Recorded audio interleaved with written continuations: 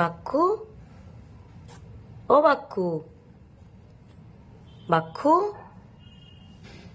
এরকম ডাকলে কত সাড়া দিত। ওর লেজটা সব সময় নড়তো, কোনোদিন নর্মাল সময়েও লেজটা নড়তো। আর কখনো বিড়ালের মতো ম্যাও ডাক শুনিনি জন্ম থেকে। ওর ডাকটা একদম আলাদা ছিল। এত কিছু করলাম তবু কিছুই হচ্ছে না, সবাই এক এক করে চলে যাচ্ছে। বাক্কু, তুমি যাবে না তো বাক্কু? তুমি থাকবা বাবা? সবাই ছেড়ে চলে গেলে তো আমার বাচ্চা দুষ্কর ব্যাপার হয়ে যাবে।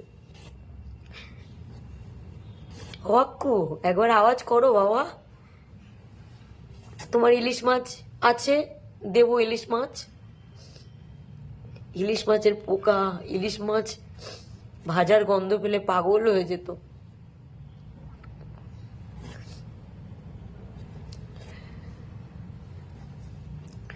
ট্রিটমেন্টে তো কোনো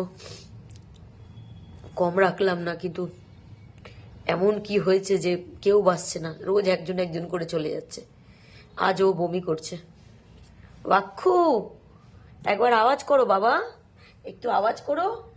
তুমি যেমন করে একটু ডাকো, আউ করো, আউ করো।